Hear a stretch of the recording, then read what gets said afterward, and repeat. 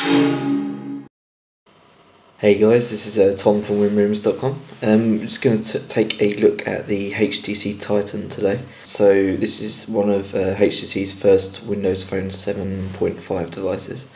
The first thing you'll notice is the size of the screen. So if I quickly compare this to some rival devices, so we've got the Samsung Focus here, and we've got the HTC Trophy on the left there as well.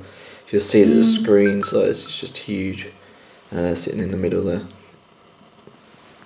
Now what you'll also notice is if we take a look at the sides of the devices, so we've actually got the volume on the right hand side now, so compared to the Trophy, which has the rocker on the left there. So we've got the volume up and down on the right, standard power and headphones at the top there. We've got no buttons on the left hand side and just a standard power USB there, micro USB. And then you've got the ability to actually take the cover off the back there. So if we take this off, what you'll notice, I'll just refocus, is it all just slots out, so you get the screen and the actual body of the device, and then you just get this sort of outer casing here, and it easily just slots back into place. I think it closes shut.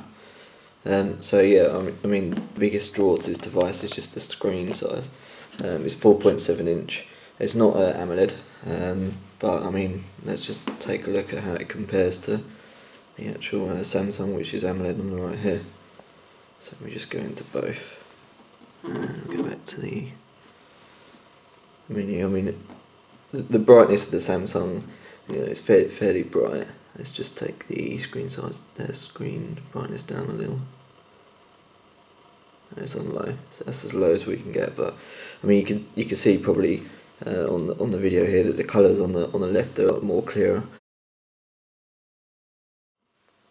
Okay, so we're going to look at the actual features of the HTC TITAN. So what's HTC actually put on here that's unique?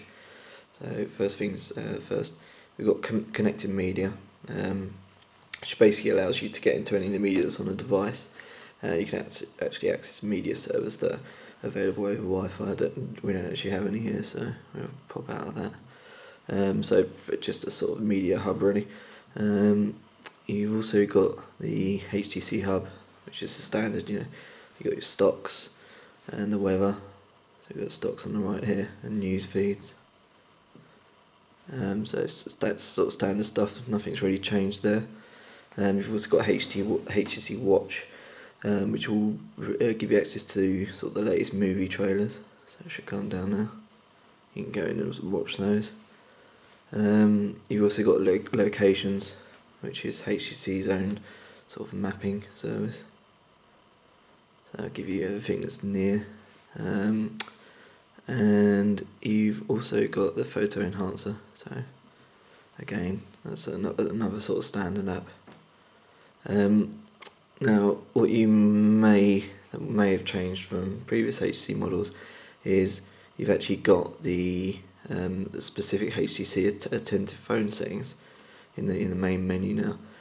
So they're fairly standard, quiet ring on pickup and pocket mode, and obviously flipping the speaker when you're during calls, and flip to mute the ringer whenever people are trying to call you.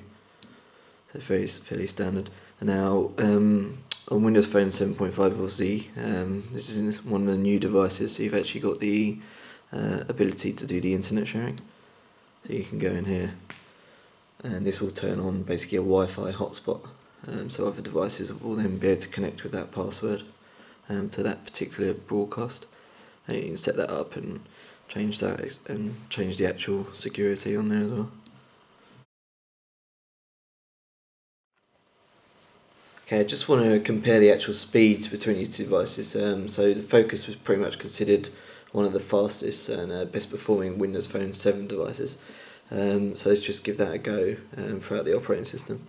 So we'll go into phone, come back out to people, And what you'll notice is the Titan, it does load a little bit quicker in some aspects.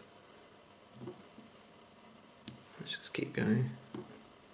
And what you notice if we go to like one of the apps, say WhatsApp, then you'll probably notice that the difference is a second or so.